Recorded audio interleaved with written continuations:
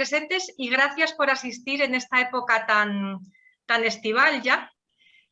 Primero, quisiera hacer un breve recordatorio de las cuestiones técnicas. Los micrófonos tienen que estar silenciados y cuando estemos en el tiempo de debate, si desean intervenir, deben utilizar la función de levantar la mano que está abajo de la pantalla. Bueno, imagino que todo el mundo la conoce. Bueno, paso a presentarme. Yo soy Pilar Crespo, miembro del Instituto de la APM y colaboradora de la Comisión de Publicaciones y Biblioteca de la APM. Primero desearía agradecer a la Junta Directiva de la APM, en presencia de su presidenta, al director de la editorial Simática, a la Secretaría Científica y a la Secretaría Técnica la posibilidad de realizar este encuentro. Estamos aquí reunidos para la presentación del libro de Rafael Cruz Roche, Fundamentos de Psicoanálisis, un abordaje actual e integrador. Pero antes deseo mencionar unas palabras sobre el autor, aunque su brillante trayectoria es de sobra conocido por todos nosotros, ¿no? Rafael Cruz Roche es médico psiquiatra con una larga carrera profesional en la psiquiatría pública y en el mundo institucional. Es miembro titular con función didáctica de la APM, de la que ha sido presidente. También ha sido vicepresidente de la IPA y presidente del Instituto de Estudios Psicosomáticos. Asimismo, es autor de numerosas publicaciones, tanto en la revista de la APM como en otras prestigiosas revistas nacionales e internacionales, y también ha escrito en libros. Bueno, me dejo muchas otras cosas, pero es que es inabarcable. En la obra que nos reúne esta tarde, nuestro autor aboga por la integración de las ciencias naturales y las humanas, siguiendo la estela del filósofo Edgar Morin. Y yo creo que Rafael Cruz, él mismo, es un claro exponente de esta necesaria articulación.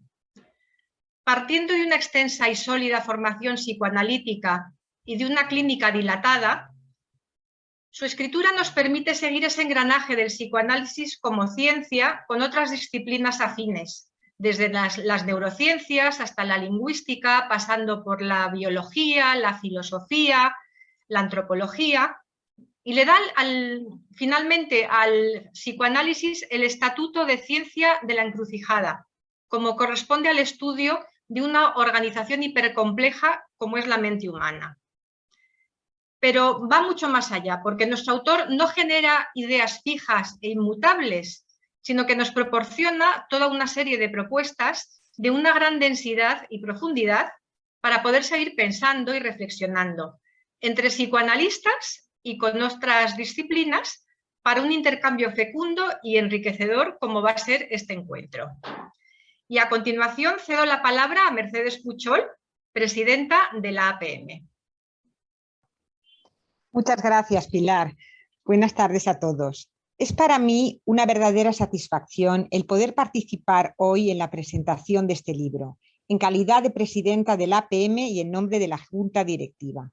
Pues la publicación de esta nueva versión ampliada de Fundamentos de Psicoanálisis dentro de nuestra colección APM Simática es un motivo de alegría y orgullo para nuestra institución. Fundamentos de Psicoanálisis es una gran obra, fruto de un enorme, profundo y riguroso trabajo de pensamiento e investigación de un autor que ha sido y es un referente y un pilar de nuestra institución como psicoanalista, como pensador y humanista, pues Rafael Cruz es también, como Freud, un hombre de las dos culturas, de las ciencias de la naturaleza, con una notable formación investigadora en lo biológico y de las humanidades, capaz de viajar y sumergirse en la diversidad de la vida y en la complejidad de lo que realmente nos hace humanos, como ha destacado Marisa Vidania en su excelente prólogo. Fundamentos de Psicoanálisis es un libro que, como su nombre indica, aborda y recorre los fundamentos de nuestra disciplina, desde un abordaje actual e integrador. Y como tal, es desde ya un libro fundamental para poder pensar y repensar nuestros propios fundamentos, pero al mismo tiempo es un libro que tiene la virtud de que a través de estos Rafael Cruz recorre y se adentra en los fundamentos de la ciencia y de la cultura en su conjunto.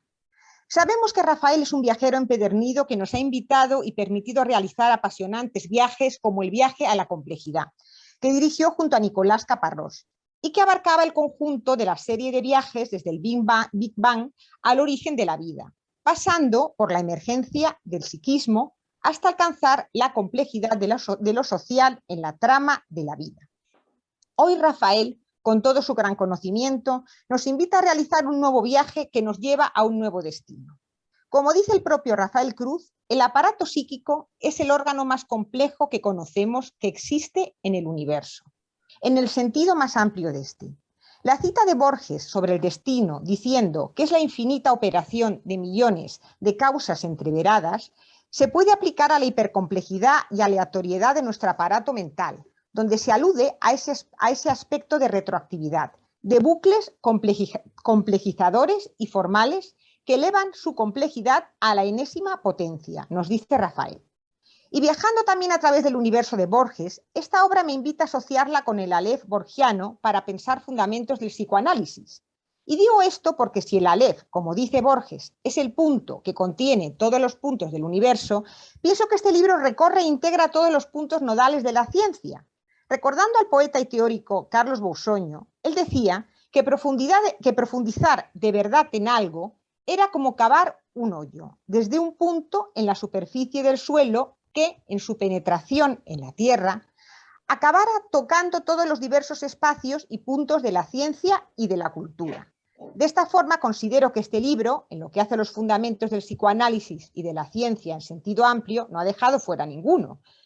Desde esta perspectiva, Fundamentos de Psicoanálisis no solo es un libro para psicoanalistas y de difusión del psicoanálisis, para los no conocedores de nuestra disciplina, sino que también es una obra de divulgación del saber científico en su conjunto, sin perder en ningún momento ni un ápice de su rigor y profundidad, a lo que quizá también contribuye al estilo de escritura tan claro y atractivo para el lector. Una vez le escuché a Donald Meltzer que él creía que el viaje por las profundidades del inconsciente, con lo que su descubrimiento implicaba para el ser humano, era mucho más importante que el viaje y la llegada a la Luna para el conjunto de la humanidad. Y en este sentido, deseo agradecer a todos los que habéis hecho realidad este nuevo viaje por las profundidades de nuestro psiquismo, partiendo de sus fundamentos y de los fundamentos del psicoanálisis, desde su editor Manuel Esber, con esta tan cuidada edición, al conjunto de la anterior comisión de publicaciones de la APM, dirigida por Alicia Montserrat, que llevó a cabo el trabajo de valoración y revisión de este libro, como a la actual comisión de publicaciones dirigida por Manuel Alejandre, que lo ha sacado a la luz, a Milagros Cid y Ariel Lieberman como comentadores de este libro, a Marisa Vidania por su prólogo y, por supuesto, a nuestro querido Rafael Cruz, que nos brinda su mano generosamente para guiarnos una vez más en este nuevo y apasionante viaje por los fundamentos de nuestra mente, de nuestra ciencia y de nuestra cultura. Muchas gracias. Muchas gracias, Mercedes. Ahora paso la palabra a Manuel Esbert, que es el director de la editorial Simática. Manuel, cuando quieras. Muy bien, gracias, Pilar. Muchísimas gracias.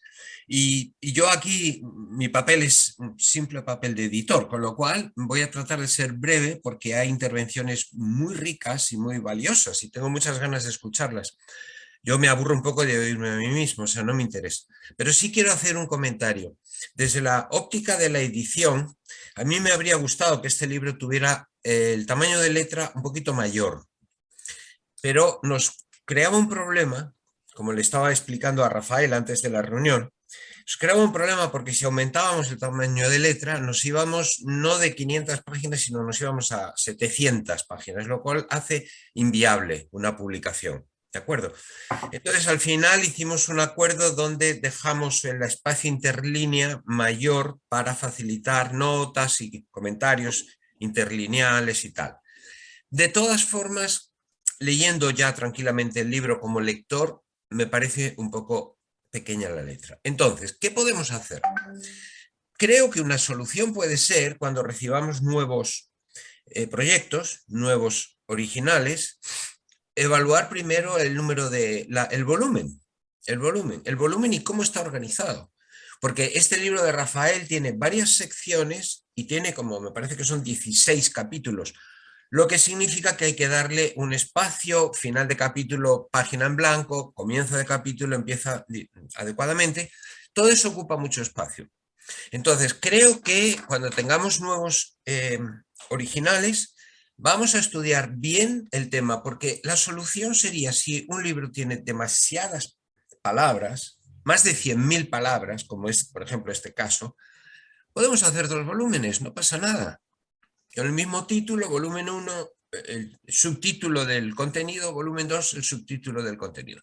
Bueno, solamente lo dejo como una propuesta que vamos a estudiar con mucho cariño, porque siempre es muy importante que los libros de APM estén escritos de una manera, presentados de una manera que sean muy fáciles de leer. Eso es lo que me gustaría decir. Y nada más. Por lo demás, como lector personal y como editor de Simática, me siento muy feliz de publicar el libro de Rafael. Por supuesto, es un librazo. Así que no sigo y doy la palabra al siguiente. Buenas tardes y gracias. Muchas gracias, Manuel, por tu interés por incluso efectivamente estas presentaciones de libros tan cuidadas. Ahora escucharemos a Ariel Lieberman, miembro titular de la APM. Ariel, cuando quieras.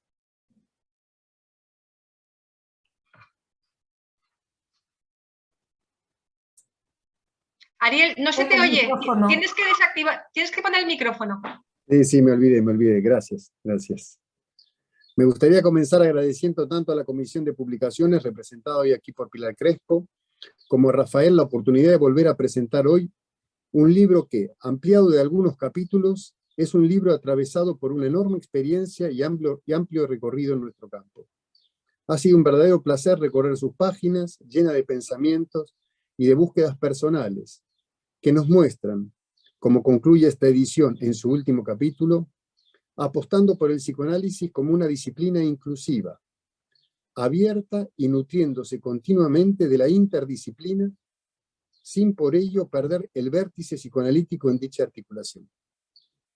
Es necesario volver, como afirma Rafael, desde estas excursiones imprescindibles a Freud y al psicoanálisis, entendido este último como una ciencia de la encrucijada, nos dice, que nos ofrece una antropología, una concepción del ser humano radicalmente profunda, sugerente y satisfactoria. Toda presentación de un libro es ante todo una celebración, tanto de las ideas como del autor. También implica siempre inevitablemente una cierta injusticia en relación a lo escrito y a lo pensado. Por ello, no pretendemos con milagros más que poner algunas ideas de los capítulos que nos hemos repartido, con la intención de que nos lleven directamente a su lectura, fuente y causa de estos pensamientos.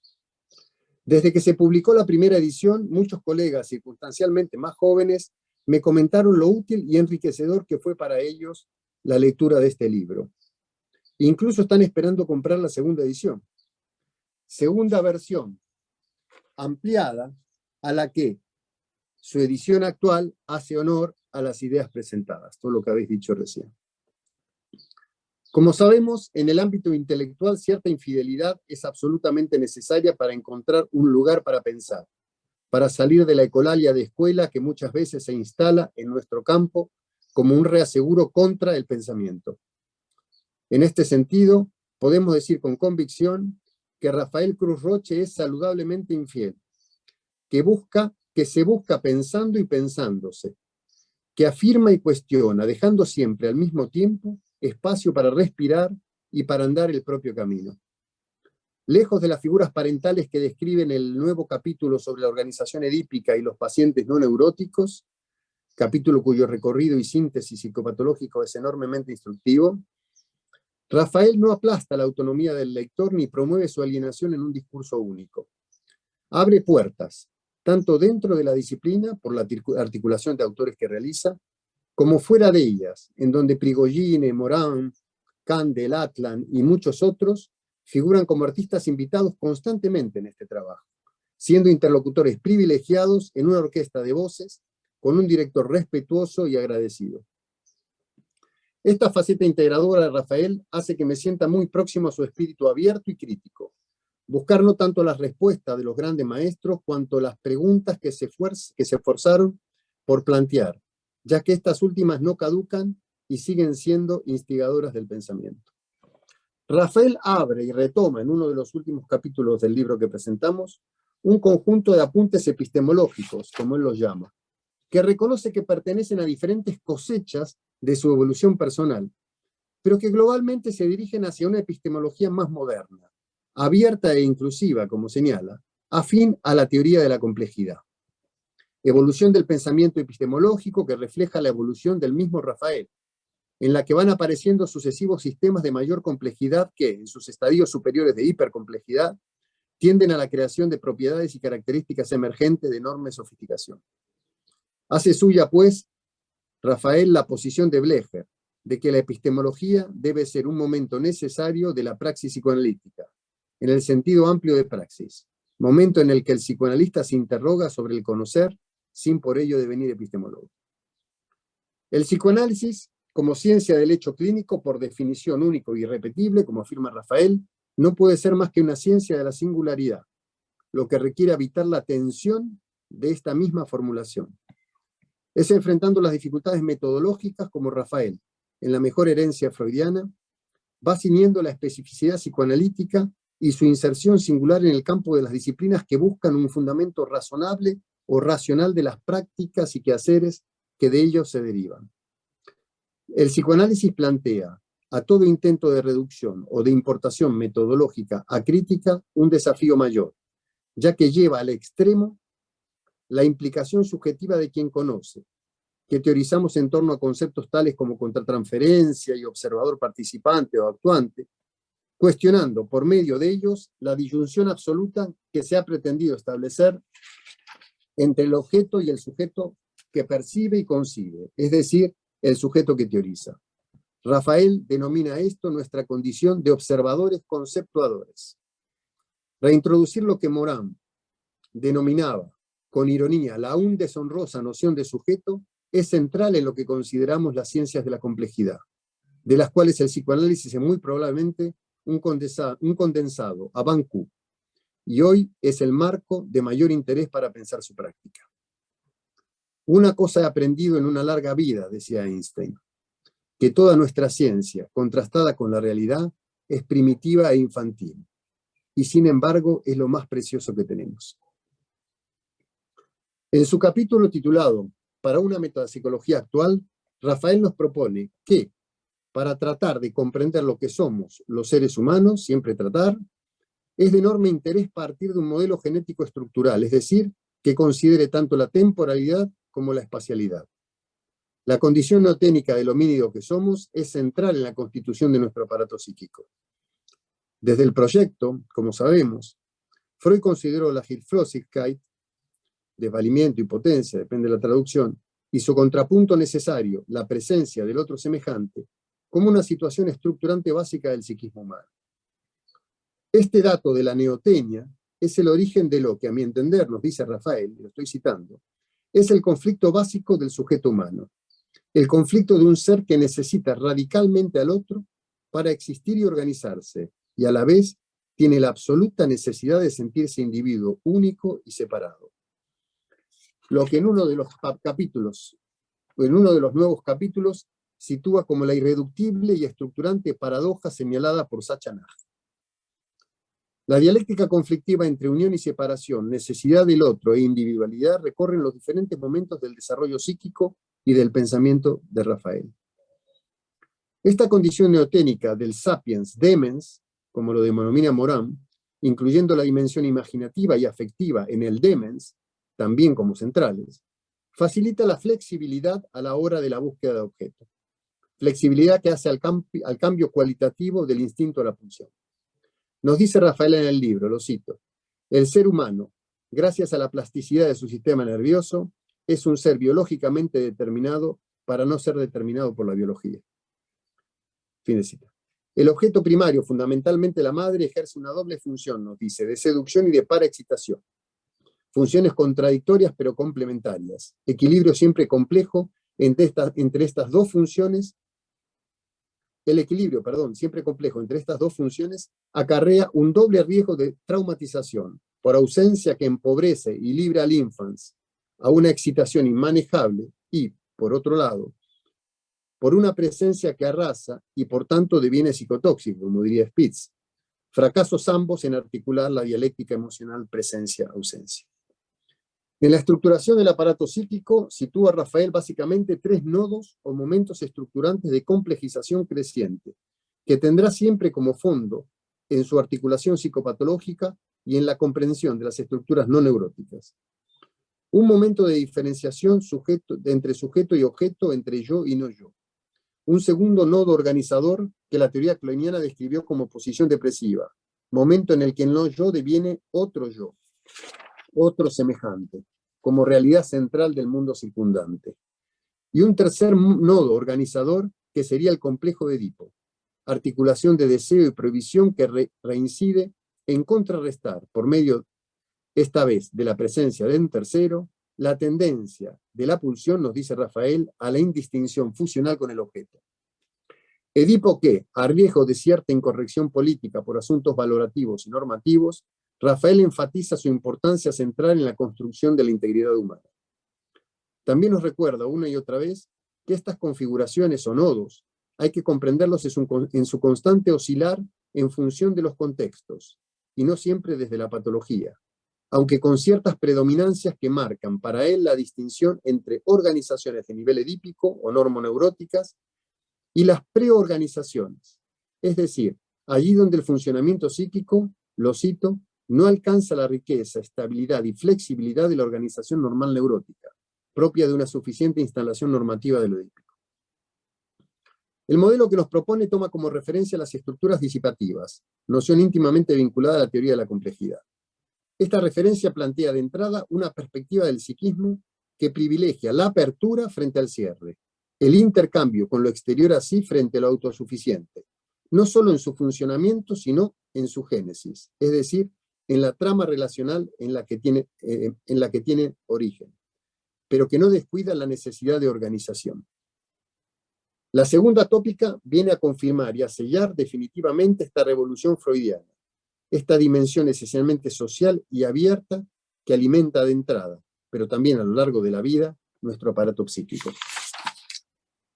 Podemos considerar el aparato psíquico, nos dice Rafael, lo estoy citando, como una estructura disipativa cuya formación y permanencia dependen del continuo aporte de una energía muy específica que llamaría de alto nivel. Esa energía específica es dependiente y está vehiculizada por el otro semejante, que desde el principio de la vida del sujeto vendría definida por la simbolización que ese otro hace del gesto corporal espontáneo del bebé, condicionado genéticamente, dándole un sentido comunicativo y convirtiéndolo de esa manera en un rudimento psíquico aún radicalmente anclado en lo corporal. Es así como Rafael, retomando lo que antes definió como doble función del otro primigenio, seducción y paraexcitación, enfatiza ahora la presencia simbolizadora de ese otro que aporta al retoño biológico del Homo sapiens que somos, como a veces lo llama, la energía suficiente y cualificada para adquirir esta estructura disipativa que supone un salto estructural, o lo que en otro momento denomina un nuevo nivel de integración, un emergente con propiedades específicas. Complejidad que conlleva la habilidad, sin duda, pero no desorganización crónica. Me gustaría detenerme mínimamente en lo que Rafael denomina aporte de energía de alto nivel, que entiende como una necesidad constante del psiquismo a lo largo de la vida. El psiquismo como sistema autoorganizado es una estructura que no se cierra nunca definitivamente. Esta energía, por tanto, más cerca de la cibernética que de la mecánica, se vincula fuertemente a la riqueza informativa que transmite el afecto, tanto como a la capacidad complejizadora del lenguaje. Estas energías de alta calidad, nos recuerda Rafael, se cimentan en la energía de nivel inferior, energía somática básica, pero no se reducen a ella, salto estructural o de nivel de integración que señalábamos antes. Pero me gustaría enfatizar lo que Rafael a su vez enfatiza, que el psiquismo, en tanto estructura disipativa, es extremadamente frágil y sofisticado, y necesita del continuo aporte de energía significante, sin la cual tiende a desorganizarse a niveles inferiores de complejidad. Todo esto que vengo comentando muy sucintamente tendrá importancia para lo que desarrollaremos muy brevemente como la deconstrucción que hace Rafael del concepto de pulsión de muerte, un capítulo central del libro para mí. Este concepto ha hecho y sigue haciéndonos pensar, el concepto de pulsión de muerte. Más allá del principio del placer, sigue siendo un texto perturbador y problemático, pero que nos convoca una y otra vez a desentrañar su enigma. Rafael entra aquí, como se dice, a saco y al mismo tiempo con enorme delicadeza. El amplio grado de abstracción de este concepto, así como el descuido en el plano de la reflexión del hiato teórico-clínico, han llevado a una enorme confusión conceptual y a un uso simplificador excesivo a la hora de enfrentar las dificultades clínicas que todos conocemos. La preocupación de Rafael es cómo extraer el insight clínico y teórico que alberga dicho concepto. Hace un exhaustivo trabajo de seguimiento de este concepto en la obra de Freud, recorriendo los argumentos básicos y las observaciones clínicas que suelen avalar dicha conceptualización, para mostrar que a pesar de la insuficiente justificación por medio de hechos clínicos, la intuición de Freud y su profunda convicción sobre su necesidad teórica requiere imperativamente poner a trabajar este concepto. Como dice Rafael, hay una... Bueno, este párrafo lo salto. Retoma y revalúa lo que denomina el modelo entrópico, sus diferentes enunciados y sus propuestas históricas de conceptualización.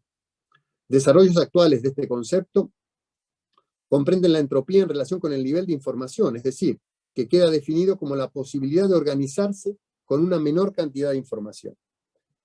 Esta forma de entenderla, piensa Rafael, tiene consecuencias importantes para el tema de la pulsión de muerte. Una de ellas es la que hemos referido anteriormente, la existencia de una energía de alta calidad con altos niveles de información. El hecho psíquico implicaría, pues, lo que hemos llamado el salto estructural, es decir, el acceso a un nivel superior de complejidad de la realidad que gracias a la energía de alta calidad que aporta el otro semejante, es capaz de mantenerse estructuralmente en este nuevo nivel. Esta energía organizadora de alta calidad y estructurante es lo que rescata al infant de la atracción entrópica, pues la ausencia de aporte libidinal que proviene del otro semejante, en las diversas manifestaciones que esta ausencia pueda tener lugar, es lo que hace que la tendencia a la desorganización entrópica, pérdida de complejidad, se haga predominante en el psiquismo y por tanto este quede sujeto a niveles inferiores de organización. Dice Rafael, esta desorganización entrópica que no se abre al exterior energético, al otro creador de sentido, o que desde allí se repliega a una cerrazón, es a lo que yo propondría como origen último de estos movimientos mudos, que la sorprendente intuición de Freud conceptualizó como pulsión de muerte. Esta conceptualización le permite a Rafael entender al psiquismo como un sistema autoorganizador en constante desarrollo y continua necesidad de apertura antientrópica.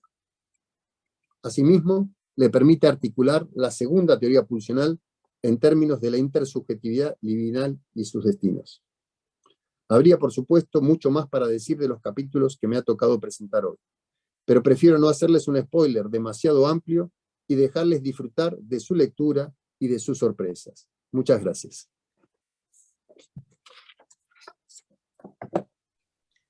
Muchas gracias a ti, Ariel. Bueno, ahora paso la palabra a Milagros Cid, miembro titular con función didáctica de la APM. Milagros Cid ha ocupado diversos cargos, entre otros ha sido presidenta de la APM y en la actualidad dirige la revista de la APM. Milagros, cuando quieras. Gracias, Pilar. Bueno, es un placer para mí, junto con Ariel, en este nuevo encuentro y esta segunda edición del libro de Rafael, ampliado, como se ha dicho en algunos capítulos, que nos lleva de nuevo a adentrarnos en cuestiones de gran actualidad, de la mano de las neurociencias, de las teorías de la complejidad, que son, diría yo, en su libro considerados como un pivote alrededor del cual va tejiendo sus reflexiones en un ejercicio de virtuosismo conceptual y cultural desde un profundo conocimiento de la obra freudiana, de los clásicos y del pensamiento contemporáneo en una feliz y poco frecuente articulación.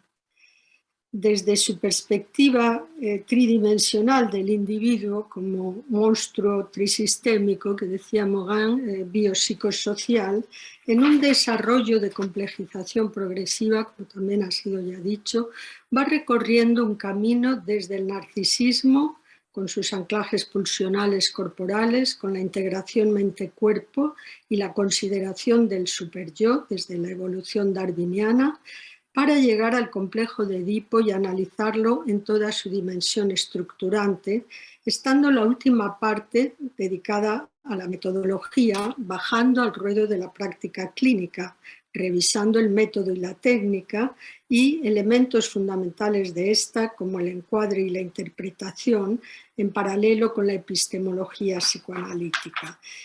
Evidentemente, este recorrido corresponde al reparto que hemos hecho Ariel y yo, básicamente guiado, diría yo, felizmente por el principio de placer, donde hemos escogido amistosamente los temas y que implica un cierto ejercicio de funambulismo al que les invitamos como una forma también de proceso asociativo y ejercicio práctico de los aprecus de idas y venidas por el pensamiento tan rico de Rafael.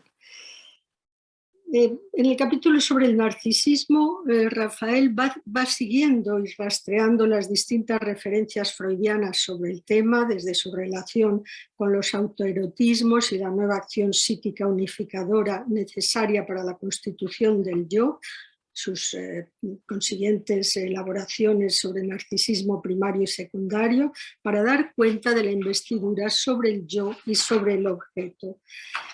Siempre teniendo en cuenta el apuntalamiento sobre el cuerpo, un tema que para Rafael, efectivamente, lo psicosocial tiene una importancia que va siguiendo, continuando, digamos, la trayectoria, la estela de Freud en ese sentido. También señala en esta parte sobre el narcisismo la articulación con la libido materna, evidentemente, el ritmo presencia-ausencia que va organizando los autoerotismos y organizando, digamos, al objeto. Otro tema importante que va Rafael siguiendo en sus capítulos es la superación de la dualidad mente-cuerpo en el pensamiento freudiano.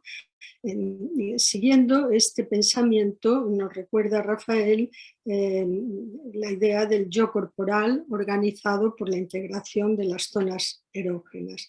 Y el ello, pasando ya a la segunda tópica, como recordar que el ello permanece como un reservorio pulsional enraizado en lo somático, y recordando que el yo es un derivado del ello, especialmente diferenciado.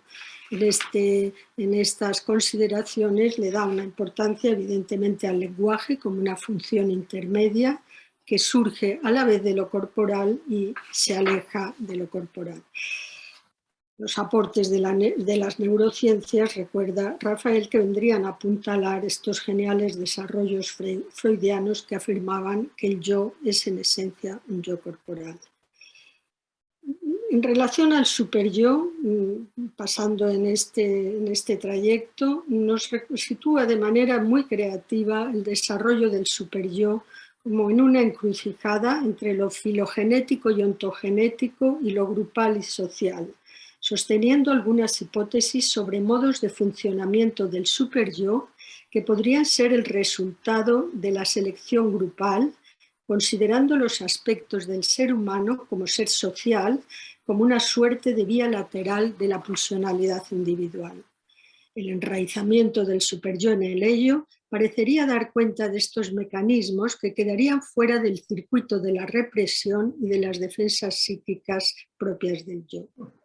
Dialogando con Popper desde su lectura del darwinismo y la emergencia de nuevas pautas conductuales que evolutivamente producirían un afianzamiento genético, el autor concluye que las pautas superyoicas se relacionarían tanto con el polo superior, conectado con el acervo cultural, el superyo cultural freudiano, como con el ello que hunde sus raíces en lo somático y por tanto en contacto con este acervo genético.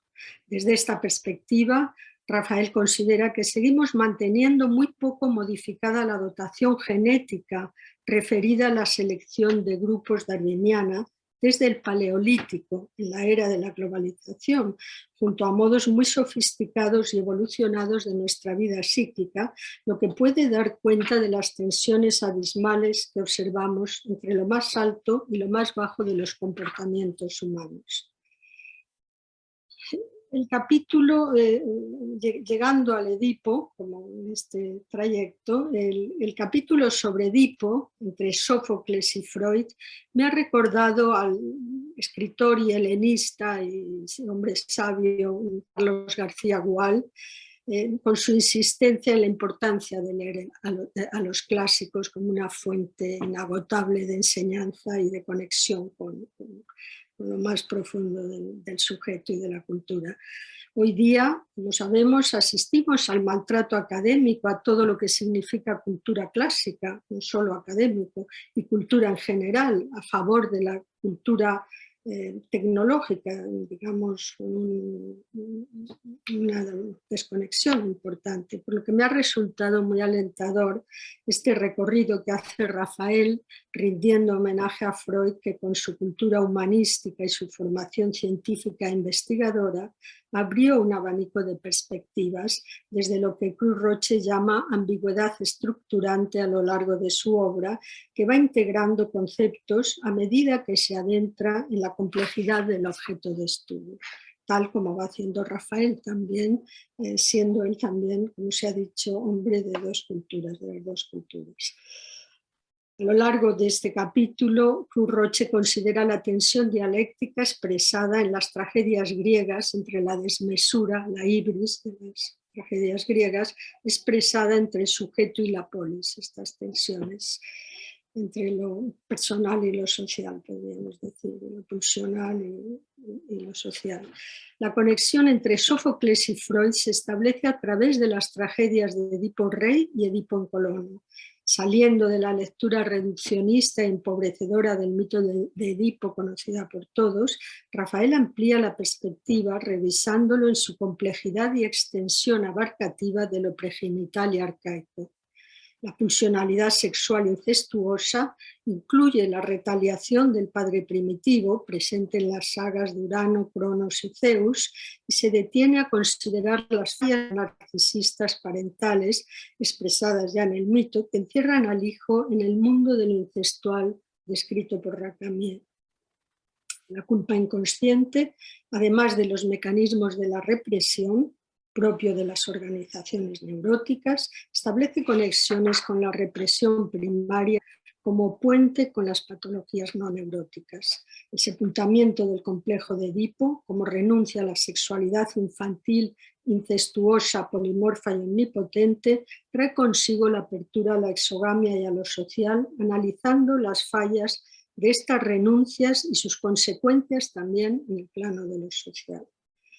La indagación incesante de Edipo para saber y conocer nos sitúa como analistas, dirá Rafael, entre esa función y mandato délfico de autoconocimiento y la prohibición prometeica de ser como los dioses, en una tensión permanente entre el deseo epistemofílico y los riesgos de las fantasías omnipotentes y narcisistas de creer conocerlo todo de sí mismo o del otro y del otro, que implica la necesidad de aceptar una cierta ignorancia, un no saber que justamente permite acceder a vías nuevas e insospechadas en la relación analítica, lo que establece una conexión con lo arcaico.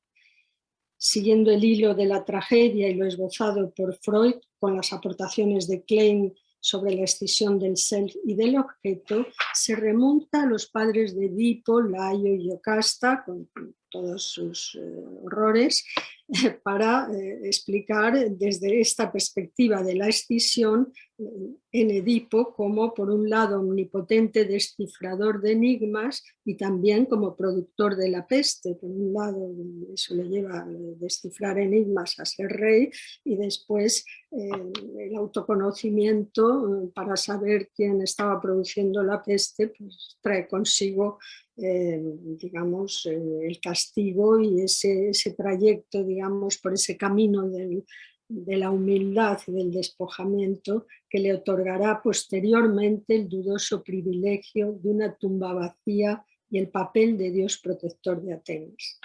Esto de la peste me ha recordado la famosa frase de Freud en su viaje a América sobre llevar la peste del psicoanálisis a la cultura positivista americana, imagino que desde su profundo conocimiento del mito. Este recorrido, muy sintetizado evidentemente, considera el complejo de Edipo como un complejo nodal, organizativo, que va discurriendo desde las primeras fases más indiferenciadas a través de posteriores resignificaciones que van integrando estos movimientos previos. Organización, pues, de llegada, que implica la consideración del otro con sus propios derechos y deseos.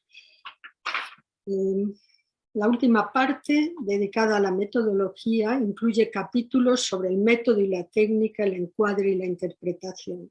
Se subraya la importancia de no confundir el método y el objeto de psicoanálisis y la diferencia entre el método analítico y sus aplicaciones técnicas, que pueden variar en función de las circunstancias. La cuestión de la recursividad vuelve a ser citada, retomando el pensamiento de Morin, entre método y objeto, que hace pensar en el a posteriori, en la organización del psiquismo, la precubo, Stragelskeit, tan importante, como sabemos, en la concepción freudiana del desarrollo psíquico, como una genial intuición que parecería confirmarse con el desarrollo bien actual de las teorías de la complejidad y los desarrollos de las neurociencias. Hacen también todo un paso por el estudio de la contratransferencia, la importancia del analista en contacto con su propio inconsciente, la necesidad de estar entre, digamos, los procesos primarios y los procesos secundarios, la importancia del encuadre analítico y en la llamada cura tipo el número elevado de sesiones que permiten esa regresión en la cual va a haber esos encuentros, digamos, que no se pueden producir en otro contexto. Por tanto, en este encuadre va a ser posible la centración sobre el analista a través de la transferencia de todos esos elementos pregenitales, arcaicos, que el analista con su disposición va a poder, digamos, estar en condiciones de procesar siempre, y en esto hace hincapié Rafael, digamos, no quedándose en, digamos, los procesos primarios fruto de la regresión formal también del analista, sino a través de un proceso de secundarización que va a permitir a través de la palabra dar sentido a lo que estaba digamos, no representado o sin poder tener acceso a la conciencia. Bien.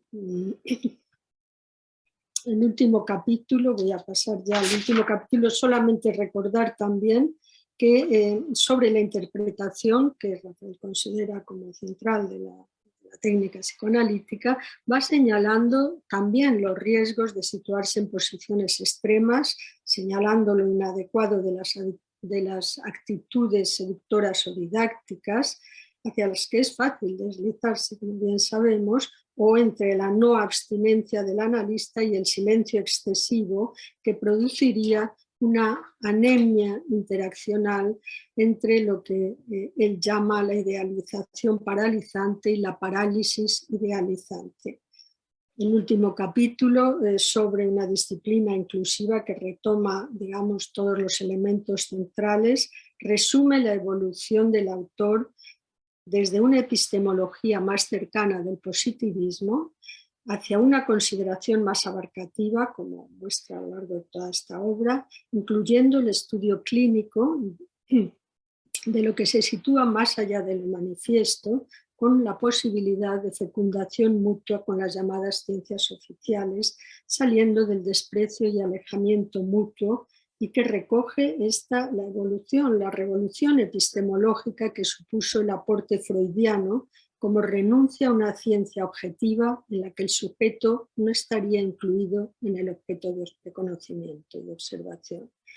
no deja de recordarnos con pesar, que comparto plenamente, el alejamiento de tantos colegas del compromiso psicoanalítico mediante la devaluación de lo inconsciente como forma de eludir lo que Rafael llama ese trágico y exigente compromiso que incluye la exigencia ética del autoconocimiento del analista, mediante su análisis personal y autoanálisis, en una tensión dialéctica entre el conocimiento y la aceptación de un cierto desconocimiento que permite una apertura permanente lejos de la aprehensión monolítica y definitiva, algo que Rafael nos ha transmitido brillantemente en este importante libro de consulta al que les recomiendo acudir con frecuencia y delectación por el placer que resulta de su lectura. Muchas gracias. Muchas gracias a ti, Milagros. Y ahora tengo el gusto de pasarle la palabra a Rafael Cruz. Rafael, cuando quieras.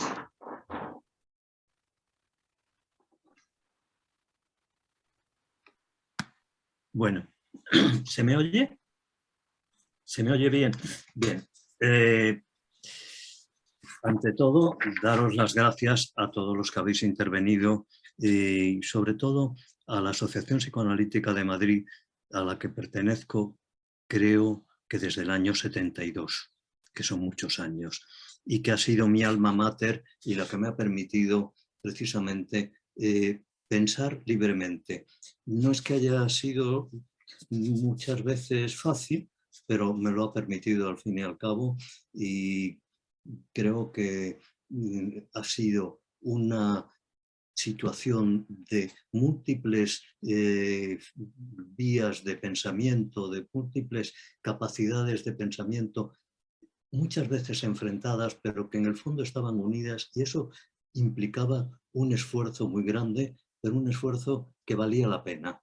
Valía la pena porque el psicoanálisis tiene, si uno lo entiende en su profundo sentido, aparte de ser profundamente humano, yo diría que como profundamente humano también tiene un aspecto adictivo. Yo le agradezco mucho a Manolo Esber que me haya impulsado a publicar esta segunda edición ampliada de mi libro, porque aparte del cariño de los muchísimos años que nos conocemos, me ha impulsado a pensar que sí, que había gente que estas cosas que a mí se me ocurren y que cuando uno está en solitario puede decir, bueno, vale la pena todas estas chaladuras que se me están ocurriendo, vale la pena hacer el esfuerzo de explicarlo y de hablarlo, y bueno, de pronto alguien un poco de fuera de la asociación y desde, yo creo que desde el cariño, pero también desde fuera, me ha impulsado a pensar que sí, que tenía un sentido seguir dándole vueltas a estas cosas. Yo tuve la suerte hace un par de años de coger el COVID. Tuve un COVID muy suave, pero perdí audición. Ya la tenía bastante dañada hacía tiempo, entonces tuve que tomar la decisión, o me sugirió el COVID tomar la decisión de dejar mi trabajo clínico. Pensaba hacerlo por razones de edad un poco después, pero eso me ha llevado a adelantarlo y me ha permitido tener un tiempo que no he tenido nunca. Me ha permitido tener un tiempo para poder leer cosas.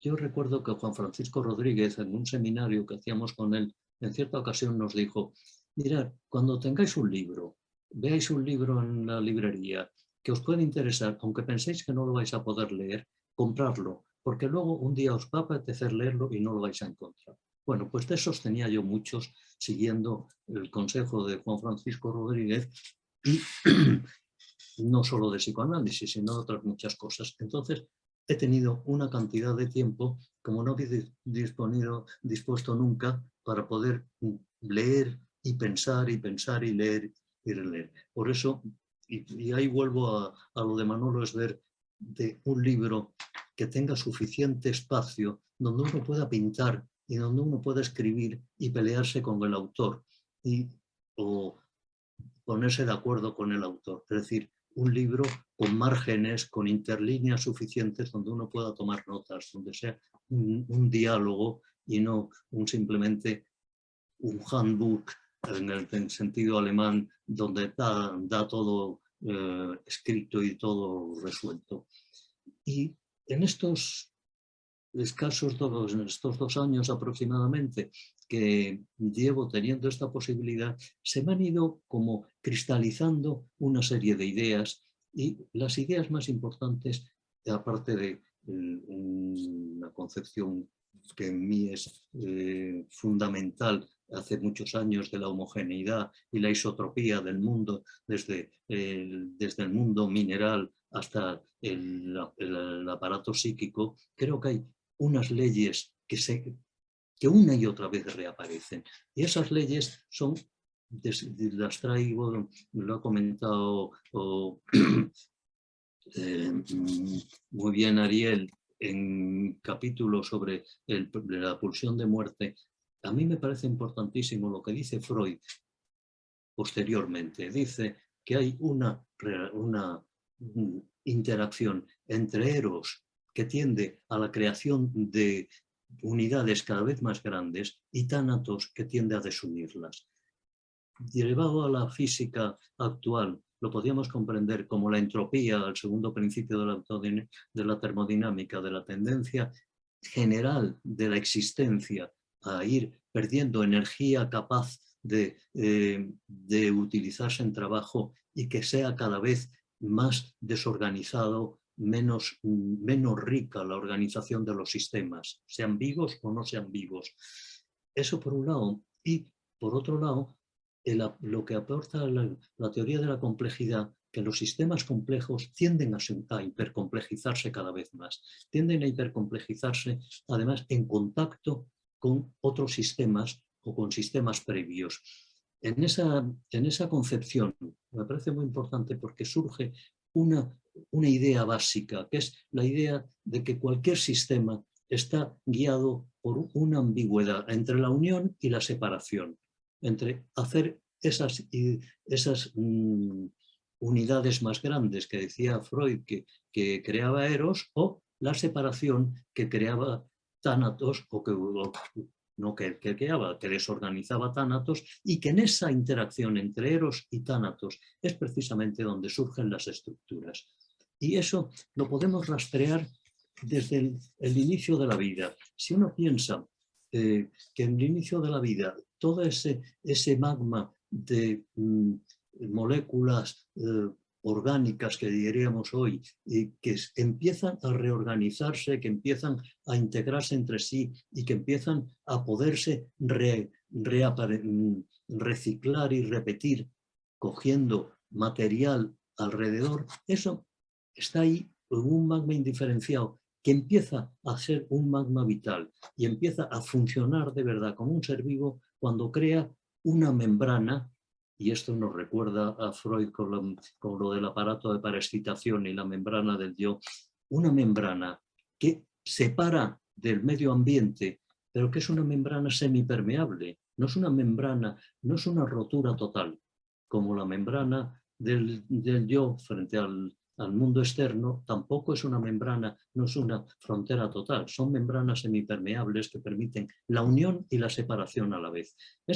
Este aspecto de unión-separación me parece que es importantísimo, y que va apareciendo a lo largo de la complejización de la vida y en todos los aspectos. Por ejemplo, cuando las células procariotas muy simples, las que hoy ya serían bacterias o las arqueas, cuando se organizan como células eucariotas, es cuando hay una simbiosis de 2 células procariotas y se crea una complejidad de mucho mayor nivel. Esto ocurre luego de una forma similar en el paso a los organismos pluricelulares, a las colonias, a los organismos que tienen una capacidad de crear algo tan singular como es el sexo, que el sexo tiene, aparte de como lo veamos nosotros, y toda la multifuncionalidad que tiene la sexualidad para el aparato psíquico, el sexo implica también esa unión y de separación. Yo lo he traído en alguna parte del libro, el aspecto etimológico de la palabra sexual, de secare, también de separar, pero unir. Ahí todo ese intercambio, que por cierto ocurre también no solo en la sexualidad, o que podría llamar las uniones que diría Bion L, sino también con la agresión. La agresión también supone un alejamiento, pero un acercamiento, y algo así ocurre también con el conocimiento. Milagro ha traído la idea de la necesidad de desconocer. Eso lo comenta Green también, la necesidad de desconocer en determinados momentos, no solo para seguir conociendo, sino para poder conservar la individualidad y que la realidad no nos invada. Para mantenerla a la realidad como un objeto de realidad que nos sirva para el pensamiento, necesitamos un espacio, necesitamos una distancia. Esto don Emilio Lledó en su último libro lo dice muy claramente, cómo necesitamos separarnos de una realidad que puede ser invasora y que si no, no nos deja pensar. En ese aspecto estamos en ese juego continuo de unión y separación que ocurre también, como les decía, en cualquier sistema autoorganizado.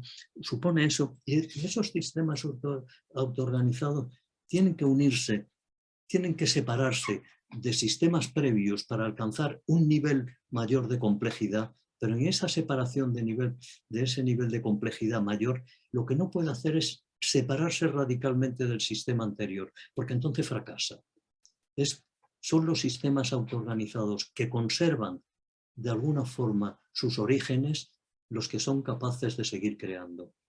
Se me ocurría a mí pensar, cuando se estaba oyendo hablar, la idea de que Freud, que con toda su capacidad creativa, luego vuelvo sobre alguna cosa más, algún comentario más de él, pero me hacía pensar que Freud, que era absolutamente ateo o agnóstico, como queramos llamarlo, sin embargo, siguió siendo miembro de la sociedad hebrea, seguía sintiéndose profundamente judío, seguía siendo fiel a lo que había sido su cultura paterna o su cultura familiar. Yo creo que eso es muy importante y a mí me parece, o por lo menos para mí ha sido importantísimo, ser fiel a mis conocimientos biológicos o a mi planteamiento médico en algún momento de mi vida para poder ser psicoanalista. Cuando se dice muchas veces es que eso no es psicoanálisis, es medicina, hay un aspecto de verdad, porque efectivamente el psicoanálisis implica un nivel de complejidad superior, pero también hay una falsedad, porque si perdemos determinados aspectos que nos da la biología, nos quedamos un poco en el aire. Por eso la insistencia mía en el cuerpo y la insistencia en que todo el lenguaje está basado en la corporeidad. El lenguaje sirve efectivamente para comunicarnos, pero también sirve para hacer actuar al otro. Pues ahí están las identificaciones y contraidentificaciones proyectivas, como muchas veces hay aspectos, sobre todo en la clínica, que sentimos que se nos hace actuar de alguna forma por una presión lingüística que va más allá de la comunicación. Me parece que es Maynard Smith quien dice que el pensamiento, en cuanto a pensamiento, no era solo un aspecto útil para la comunicación, sino que es un aspecto útil para el desarrollo y la buena adaptación al medio ambiente, que luego se convierte en medio social. Pero el pensamiento es útil para manejar el ambiente, incluso físico. Hay un autor muy interesante cuyo libro he perseguido durante años hasta que lo he encontrado, que es un tal Stephen Minte, que es un paleólogo que dice que el hombre se humaniza de verdad cuando consigue unir tres módulos de la mente, un módulo biológico, un módulo físico y un módulo social, que cuando esos módulos los integra es cuando aparece realmente toda la eclosión de inventiva y de capacidad que aparece en los últimos 40.000 años, pese a que las capacidades biológicas cerebrales 100.000 años ya estaban funcionando, pero cuando surge la creatividad es cuando se unen esos aspectos tan distintos. Bien, pues desde el origen del pensamiento hay algo, y del pensamiento y de la vida hay algo parecido. El otro día estuvo en Madrid la presidenta de la Sociedad Serbia y nos hablaba de la represión primaria. Nos hizo pensar que ¿cuál es la represión primaria? Si se reprime, será que hay algo primario previo a la represión, si se reprime. ¿Cuál es la represión primaria? La represión primaria yo creo que es la unión fusional, que tiene tanto que ver con la neotenia del bebé con la madre. Cuando esa unión que ocurre sobre todo en los primeros momentos de la vida, a través del tacto, del olfato, de los receptores que son muy próximos, se separa, puede empezar luego posteriormente una unión a través de los órganos telereceptores, como son el oído y la vista, que están ya más lejos, que se ven ya desde más lejos y que permiten el acercamiento sin que sea un acercamiento fusional. Esto nos recuerda perfectamente a los trabajos de la psicosis simbiótica o la psicosis autista de Margaret Mahler o al comentario de Sasha Nacht, que yo cito en mi libro, yo creo que en varias ocasiones, cuando dice que el ser humano está sumido por dos ideas o por dos tensiones absolutamente contradictorias pero importantes. Por un lado, la tendencia a separarse para que se siente como libertad y la absoluta tendencia a una unión total. Es decir, esa unión, separación que parece que es lo que nos va creando y lo que nos va organizando como ser humano. Es importante también, por ejemplo, que para llegar al máximo del funcionamiento mental, que sería la conciencia, esa conciencia ocurre precisamente cuando hay una integración de aspectos muy distintos. Dice Stanislas Dehaene que las experiencias que tienen la sensación de consciente ocurre precisamente cuando hay algo que él llama la ignición global. Es decir, cuando todo el cerebro entra de pronto en una forma de funcionamiento total y de los subsistemas que tienen que ver con sistemas perceptivos, motores distintos, todo eso se integran en un momento. Por eso la conciencia solo permite un momento de funcionamiento o un momento de contenido, porque absorbe todos los diversos contenidos, los diversos formas de funcionamiento. Es decir, hay una unión que es capaz de dar la conciencia. Es parecido a lo que dice Gerard Edelman con la idea de las escenas plurisensoriales y las recombinaciones de imágenes. Va por ahí, como va por ahí lo que les decía de Steven Minton de la modularidad de la mente, o lo que Jerry Fodor ya decía hace tiempo, de un sistema central que tenía que ser isotrópico y quineano, decía él. Isotrópico en el sentido de que permite el funcionamiento de diversas situaciones distintas o de diversos subsistemas distintos. André Green, hablando precisamente de estos orígenes de la vida mental, hablaba en un artículo suyo de 1974 que decía ¿Has sexuality anything to do with psychoanalysis? Decía que el bebé, aparte de momentos fusionales, necesita mucho tiempo de estar solo, mucho tiempo de autismo, de separación, para poderse seguir integrando y poderse rescatar de esa barbaridad de sensaciones que una madre o la familia de la madre ofrece a un bebé.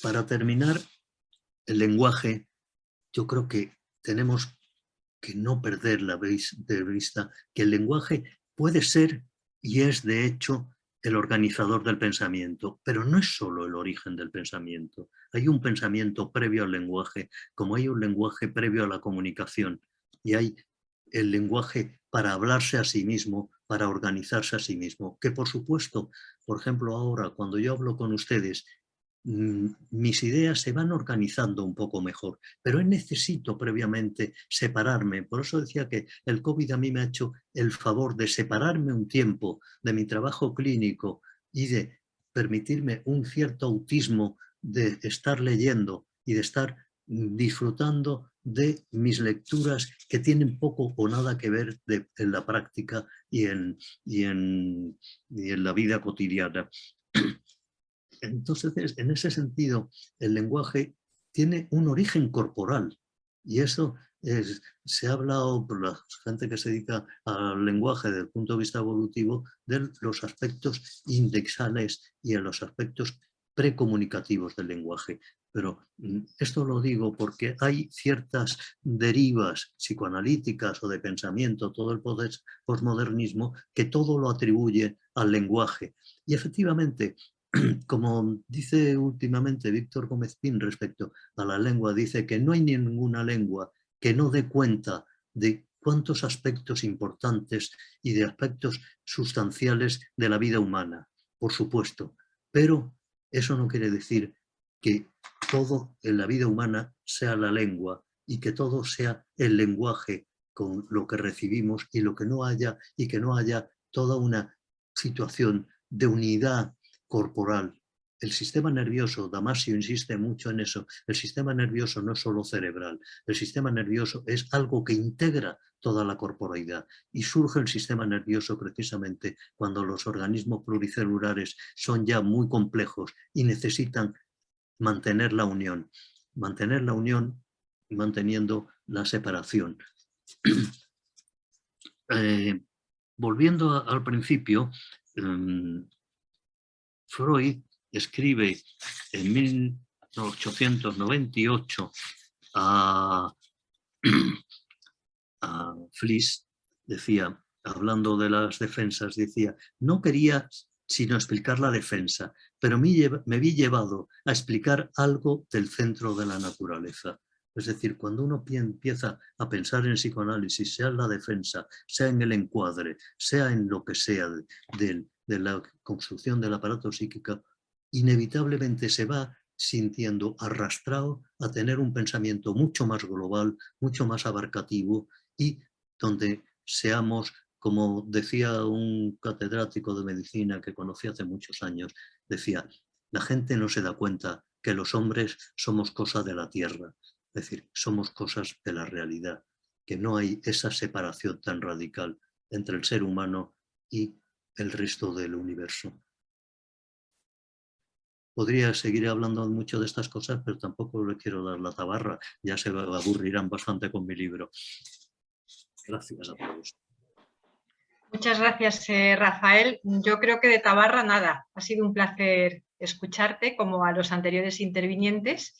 Y bueno, pues ahora nos quedan unos 20 minutos, con lo cual yo propongo que podamos empezar el debate. Les recuerdo que para hablar hay que hacerlo con la función levantar la mano, cuando quieran.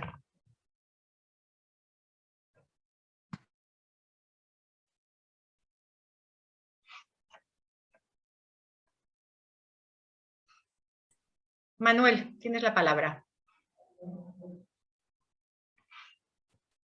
Tienes que quitarte el micrófono. Manuel, estás silenciado. Ahora, ¿no? Sí. No, que muchas gracias y voy a ser muy breve. Es porque he dejado de mencionar un detalle en relación con este libro que creo que es de justicia mencionar, lo que es el prólogo que ha aportado María Luisa Vidania. Me ha parecido valiente, me ha parecido un trabajo que ha asumido con gran compromiso y creo que es un magnífico prólogo para un libro denso y complicado. La otra cosa, y ya con esto termino, es que agradezco a la APM que habéis aceptado hacer un pequeño cambio en el acuerdo entre Psimática y la APM, de manera que cada libro nuevo, la APM se compromete a la compra de una cantidad de ejemplares. Por lo tanto, animo a que quien esté interesado en comprar el libro lo compre directamente en la APM. La APM tiene un descuento, hemos llegado a un acuerdo, es muy conveniente y es muy adecuado que quien esté interesado en el libro, en los libros que publicamos en Simática, se vayan directamente a conseguirlos en la APM. Nada más que esto, gracias. Gracias, Manuel. Tiene la palabra Juan Francisco. Sí, muy buenas tardes a todos, muy buenas tardes, Rafael.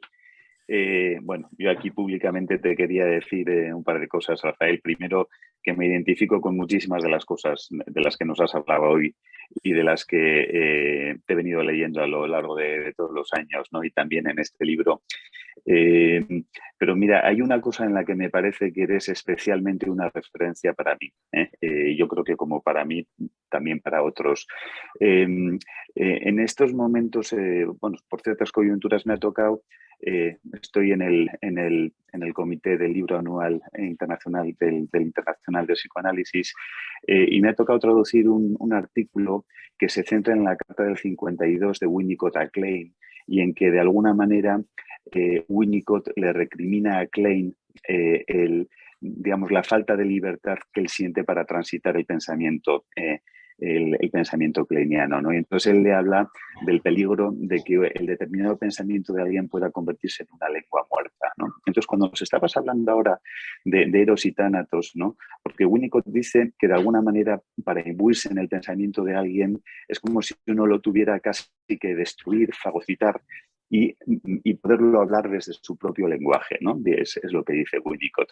Entonces, a mí me parece que esto lo haces de un modo ejemplar, Rafael. O sea, yo creo que te sumerges en el pensamiento de muchos autores, digamos, con mucha profundidad y les haces, o sea, y puedes poner su pensamiento, ¿no? Hablar, ¿no? Desde tu propio lenguaje, que siempre es un lenguaje de mucha integración y además integrando prismas de una manera envidiable, ¿no? Así que simplemente quería decirte, ¿no? Estas palabras que me parece que esto lo vamos a encontrar de manera muy, muy clara en el libro y darte la enhorabuena por otra gran aportación. Muchas gracias. Gracias a ti, Juan Francisco. Y ahora tiene la palabra Marisa. Marisa Vidania, cuando quieras. Gracias, Pilar. Sí, bueno, yo quería felicitar a Rafael, ya lo he hecho en privado, personalmente, pero quiero hacerlo en público. Creo que el libro que ha escrito es un regalo para el psicoanálisis, es un regalo para los psicoanalistas y por qué no, y creo que así es para también los que no son psicoanalistas. También, bueno, pues le quiero agradecer su generosidad y su confianza por permitirme compartir, ¿no? Este proyecto, que es un proyecto suyo, es un proyecto estupendo, ¿no? Y bueno, pues me ha dejado compartirlo con él. Yo para escribir el prólogo, bueno, os tengo que confesar que ha habido momentos que he disfrutado de su lectura, pero ha habido momentos en que no sabía cómo sintetizar tanto, ¿no? O sea, es un libro muy denso, bueno, pues plantea diferentes teorías de diferentes disciplinas. A mí me ha ayudado también para conocer algunos autores que yo no conocía y que la verdad me han interesado, por ejemplo, Edward Wilson, ¿no? A mí me gusta todo el tema del evolucionismo, ¿no? Entonces, bueno, pues me ha interesado este señor bastante también. También, bueno, pues me ha llevado también a volver, ¿no? A retomar la teoría de la complejidad, la que propuso en su día Edouard Morin, y bueno, desde ahí me ha resultado también muy estimulante a nivel personal. También, bueno, no quiero hacer más comentarios sobre el libro porque creo que las presentaciones que habéis realizado han sido muy ricas y muy exhaustivas y yo creo que lo que queda ahora es ponerse con el libro a leerlo, porque es un libro que yo creo que provoca, ¿no?, la reflexión, el debate, el intercambio. Es un libro que abre caminos, y a mí eso me ha parecido muy positivo. Y luego también, bueno, pues por último, agradecerle a Manuel Esbert, que bueno, pues él en su momento me hizo esta propuesta. Lógicamente lo compartió con Rafael, y para mí, bueno, fue un órdago, ¿no? Y bueno, yo que soy jugadora de mus y a veces pues me arriesgo, ¿no? Pues yo acepté ese órdago. Entonces, bueno, pues Rafael, darte la enhorabuena y darte las gracias. Nada más. Rafael, ¿querías comentar algo? Digo que si me lo permites, si voy a contestar brevemente. Por supuesto, ¿cómo no te lo voy a permitir? Lo que tú quieras. Me parece muy importante, bueno, Marisa, yo te agradezco mucho el magnífico prólogo que me has hecho, y un prólogo donde se ve el cariño tan grande que mutuamente nos tenemos. Es decir, eso va de sí. Y esto voy a contestar algo a Juan Francisco que también tiene que ver con lo que tú me planteas. Juan Francisco Winnicott realmente me parece uno de los autores que más me han influido, sobre todo en la clínica. Pero yo diría que yo soy un heterodoxo. O sea, me viene en la sangre ser heterodoxo. Por mi situación familiar, mi situación en una fratría muy grande, pues soy un heterodoxo. Entonces yo no leo a los autores intentando seguir su línea. Creo que muchas veces los deformo, y los deformo desde mi propia heterodoxia, desde mi propia forma de pensar. Pero yo creo que eso es lo que tenemos que hacer en la vida. Es decir, aprender de los demás, pero sin dejar de ser uno mismo. Yo creo que eso es importante. Y eso me lleva al tema de las sociedades. Hay dos tipos de sociedades: las sociedades de insectos y las sociedades humanas. Las sociedades de insectos, que empezaron hace 300 años, el miembro de la sociedad de insectos es absolutamente contingente y reemplazable. Él está al servicio de la sociedad. Entonces, ¿qué pasa con esas sociedades? Que llevan 300 millones de años exactamente iguales y no evolucionan. No se pudren ni se desorganizan porque tienen una organización muy firme, pero no evolucionan. Y las sociedades humanas pues, son mucho menos firmes y evolucionan más o menos. Vamos a ver hasta dónde seguimos evolucionando. Pero yo creo que las sociedades humanas deben estar hechas al servicio del sujeto, como una complejización del sujeto, donde el sujeto va a poder crecer y donde se va a poder desarrollarse mejor, pero manteniendo su propia individualidad, frente a las sociedades de los insectos, que son exactamente intercambiables. Las sociedades psicoanalíticas corren el riesgo de convertirse en sociedades eusociales, como llaman paradójicamente los biólogos, llaman eusociales, las verdaderas sociedades, la de los insectos. Es una cosa que a mí me llama mucho la atención, porque yo creo que serán aparentemente eusociales, pero lo que falta del fondo es realmente ese background que necesitamos, lo mismo que hablaba del background que necesitaba Freud de ser judío para poder seguir viviendo y seguir siendo él. Es decir, yo creo que ese es un aspecto importantísimo de las sociedades humanas. Las sociedades psicoanalíticas a veces tienden a entrar en una deriva, bueno, de unos contra otros. Por ejemplo, hay un autor cuyo nombre no recuerdo ahora, que dice, lo cito, me parece que en el libro en algún sitio, que dice que después de Freud hay como una lucha entre esquemas referenciales distintos y que son esquemas incompatibles. Yo creo que no son esquemas incompatibles, son puntos de vista distintos. Yo creo que desde la perspectiva de Bion estaría visto así. Son puntos de vista distintos según la propia idiosincrasia del observador y según el momento que se está observando y el aspecto de la realidad que se está observando. Pero no son distintos, pueden ser complementarios. El problema es si el narcisismo personal del jefe de la tribu, sea la tribu política o la tribu psicoanalítica, no permite que los demás piensen por su cuenta. Es decir, por ejemplo, ¿qué pasó con el llamado socialismo real o con el nacionalsocialismo? Que había unos líderes tan absolutamente narcisistas que los demás no contaban. Es decir, eran los miembros del partido que eran absolutamente intercambiables. Acabaron como acabaron. A veces los políticos actuales tienen una cierta deriva en ese sentido, por muchos asesores que tengan, que no acaban de estar al servicio de los demás, sino al servicio del mantenimiento del poder. Yo creo que por eso hay un aspecto idiosincrásico mío de ser heterodoxo, pero yo creo que es que una cierta heterodoxia es enriquecedora.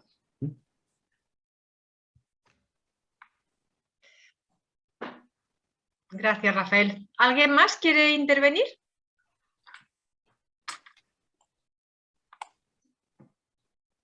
Nos quedan unos pocos minutos antes de terminar, si alguien quiere aprovechar.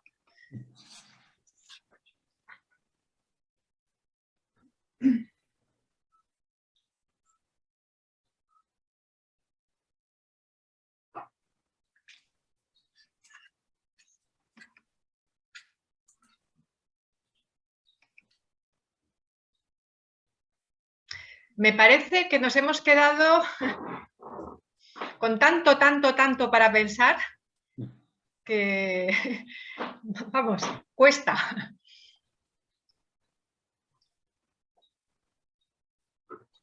Bueno, pues no sé, yo si nadie se anima, como ya van a ser las 9, os propondría entonces despedirnos, a menos que Rafael quieras añadir algo más. No se te oye, Rafael, tienes el micrófono cerrado.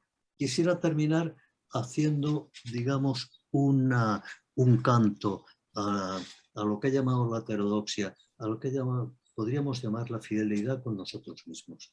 Por eso me parecía muy bien lo que decía Manolo Esber de un libro donde se pueda de quede espacio para que el libro no sea simplemente algo que se recibe, sino algo con lo que se lucha, con lo que se pelea uno para poder comprender o para poder llevar la contraria, pero llevando la contraria a veces uno entiende cosas. Yo soy un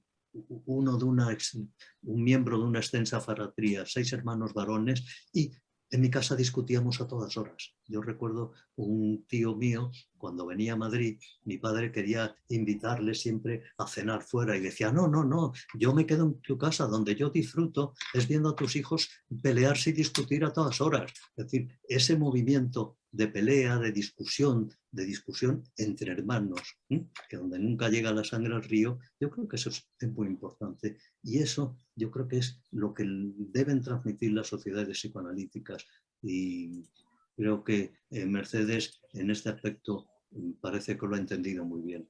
¿Hay alguien más que quiere ver?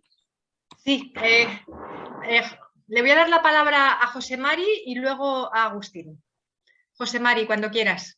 Bueno, Rafael, aprovechar este tiempo. Nos has dicho que entraste a la APM en el 72, entonces agradecerte estos 50 años con este regalo que nos das, este libro, ¿no? 50 años, estamos en el 22, ¿no?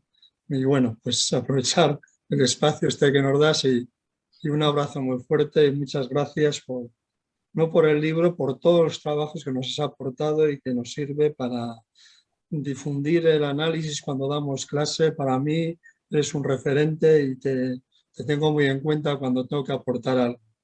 Muchas gracias, Rafael. Gracias a ti, José Mari. Un abrazo fuerte. Un abrazo. Agustín, cuando quieras.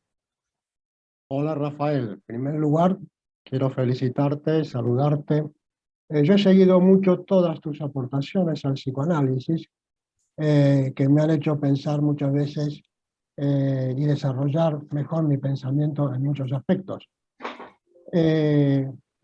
Realmente estoy ansioso por poder leer tu libro. Después de esta presentación me ha despertado muchísima curiosidad. Y bueno, quiero dejarte un abrazo y felicitarte por esta nueva producción tuya. Nada más. Y saludos a todos. Y yo decirte que te echamos mucho de menos desde que te fuiste. Muchas gracias. Yo también a ustedes. Muchísimo los echo de menos. Muy cierto, se te echa de menos. Es un placer haberte visto hoy, Agustín. Igualmente me encanta haberos visto a vosotros. Sí, y bueno, ahora Maite, cuando quieras. Sí, bueno, a ver, Rafael, del libro, como aún no lo he leído, pues no puedo decir nada. Pero sí quiero agradecerte y decir que me ha gustado mucho lo que nos has contado tú ahora, después de del libro. Todo también estas intimidades que has compartido con respecto a lo de la fratría y todo esto. Yo me he identificado, yo también pertenezco a una fratría donde también éramos 6 y es verdad que se discute mucho, pero también es muy divertido, ¿no? Así que muchas gracias. Fuiste el supervisor de mi primera supervisión y te tengo siempre muy presente. Pero sí quiero decir que ahora especialmente, porque como ya sabéis que existe este comité de comunicación con los medios, del cual formo parte, y que estamos metidos en una batalla con toda una serie de personajillos, habría que decir, que se autodenominan divulgadores científicos y no paran de decir barbaridades, obscenidades casi con respecto al psicoanálisis, pues que sepas, Rafael, que en este comité te tenemos muy presente cuando tenemos que argumentar a algún personajillo de por ahí qué es el psicoanálisis y qué cientificidad y qué fundamentos tiene. Así que muchas gracias, Rafael. Gracias a ti, Maite. ¿Alguien más quiere intervenir?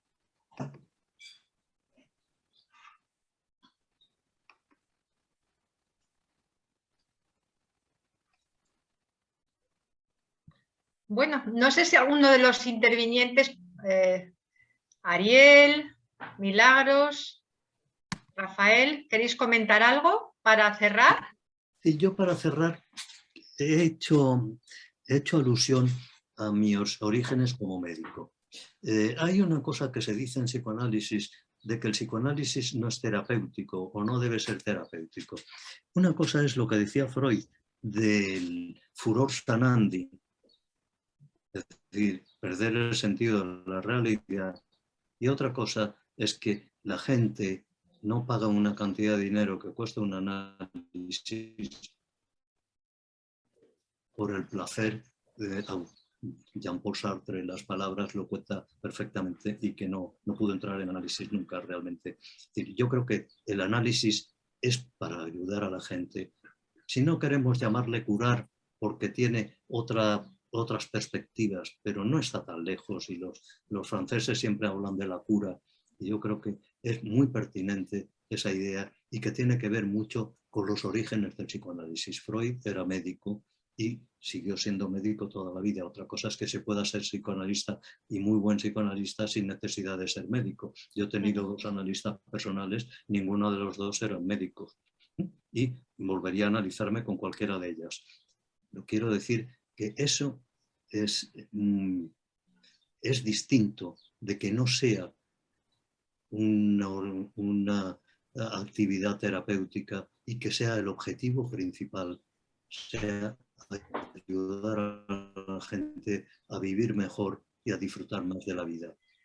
Y quizá ese es el aspecto adictivo que tiene el psicoanálisis para los psicoanalistas, que nos da una satisfacción de cuando podemos ayudar, si no tenemos la pretensión de ser los curalotodos y los sapientísimos doctores, sino un pobre diablo, como diría Freud, que ayuda a otro pobre diablo a disfrutar más de la vida.